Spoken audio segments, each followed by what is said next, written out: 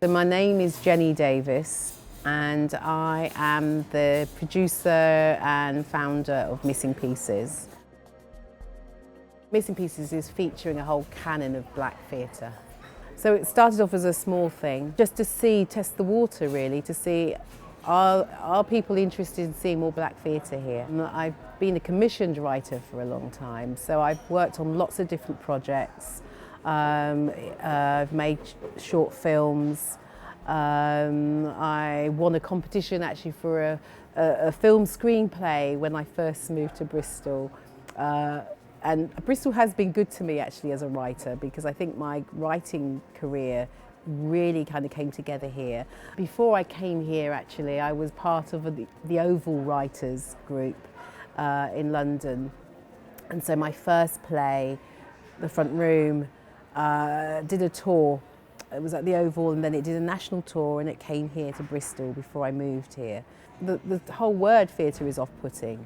It's off-putting to a lot of people, you know, young and old actually, and I kind of wanted to sort of break down some barriers and you know, get away from that sort of etiquette and that snobbiness and the way that black people, how we interact anyway with things that we enjoy. We interact, we participate, we get involved. The future of black theatre, what I would love to see is that people feeling that there is enough out there for them to see. Just as we have a whole range of story, a whole range of programs, a whole range of everything else for everybody else out there, there is no one black story, no one black theatre, no one black play. People have got to be able to have a choice. Black theatre isn't just for black people.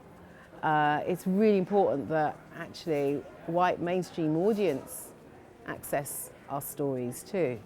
Not just as a learning experience, but you know, we access everybody else's stories, so why not the other way around? It's a real honour. I feel really blessed. I really do.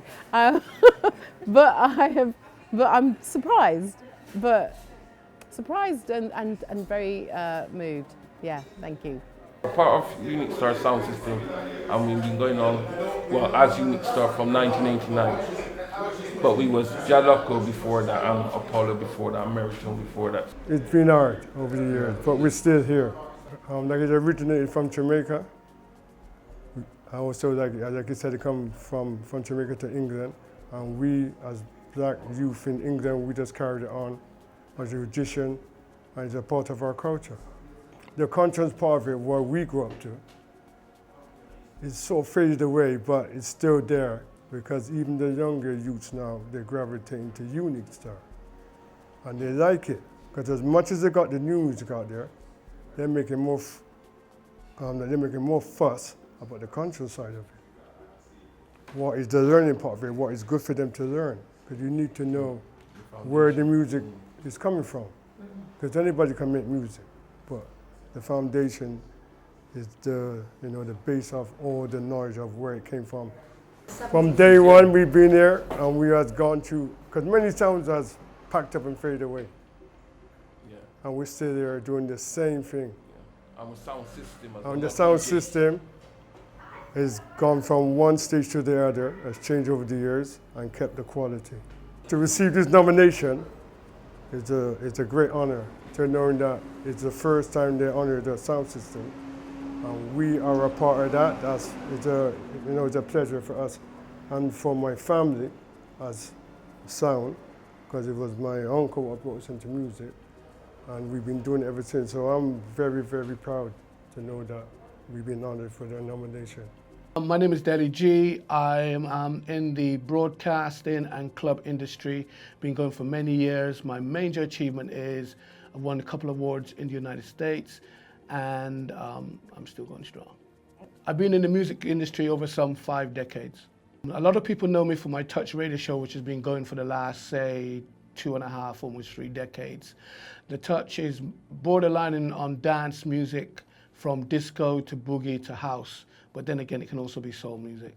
My early career really kicked off, other than playing in the UK and at school discos, the real part of my career kicked off in Kingston, Jamaica, when I built up my sound system.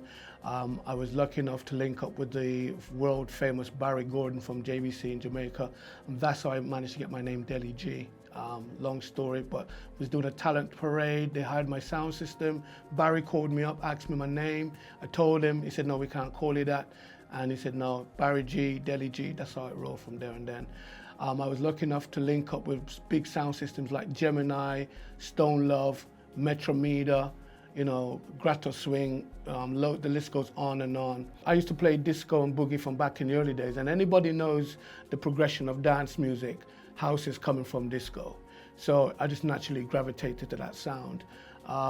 It was something where I saw the avenue I can reach out to a more wider audience. Not that reggae doesn't do that, because reggae is very international, but dance music is even bigger too. Some of the dance producers around the world I've worked with the DJing-wise with the late Frankie Knuckles, David Morales, Roger Sanchez, Masters at Work, the likes of like Dream Team for the UKG side.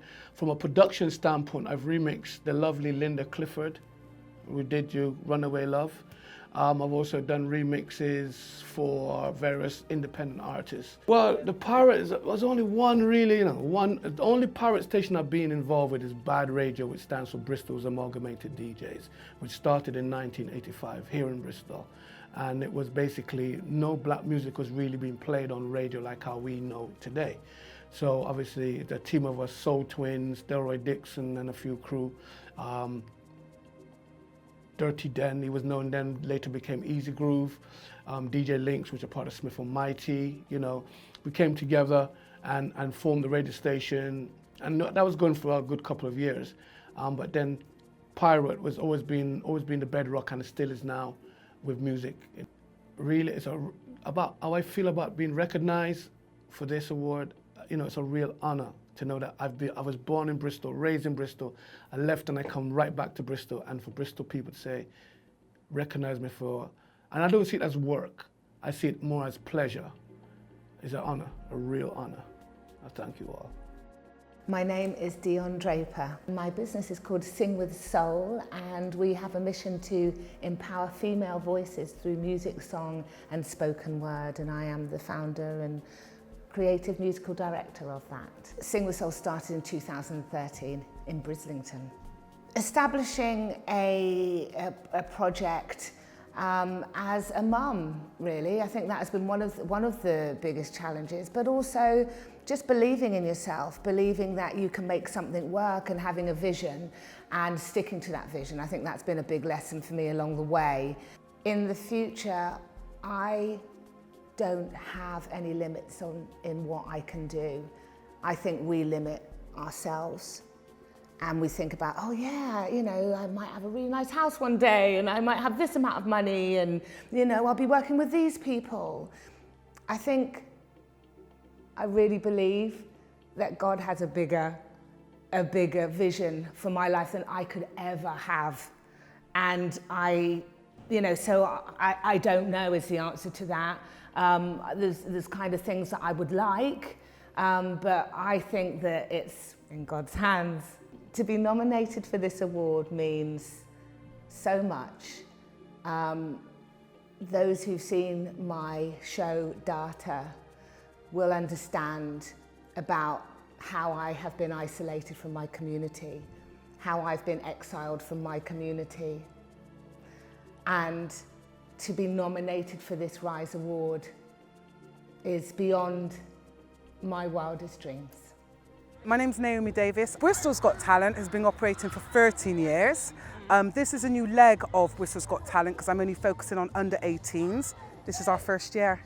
So going across Bristol, and it's just to allow the children to showcase themselves. They're so diverse, and I think kids aren't just about singing and dancing, which a lot of people, they just sing, they dance. No, they do a lot of other stuff, poetry, sports stuff, acrobats. So I wanted to give them a platform where they could do that, and they were comfortable to do that.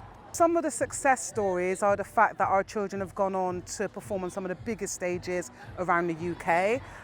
some of the biggest being St. Paul's Carnival. It's really nice to see our youngers up there in front of their own. They've done Harbourside Festival, they've done Ashton Court, and they do lots of small things as well, so lots of community events. So the winner is going to perform on a Silver Haze stage at Glastonbury Festival 2020. It's a first for them, taking it to that next level of showing them you can achieve absolutely anything. And that's really what Young Bristol's Got Talent is about. This is quite small, it's a playground, or we do it at a community centre. But when you go to somewhere like Glastonbury, which you see on a TV, and we never think we'd get there, no, I want the kids to realise from now, that's your destinies. Oh my God, I could have cried. I was so shocked. So I thought, what's this text? Who's that number? And when I opened it, I literally could have fell off my seat. And I thought, wow. In myself, I felt very proud because it is just me. My family helps me, my friends help me. But after 13 years, you know, and then to take it to another level and for that to be recognised, it's really endearing. And I was going to stop, but now I'll have to carry on. So, but it is wonderful. It is. I love the category. I think everybody's really deserving of it. And I'm just happy for my name to be alongside of them.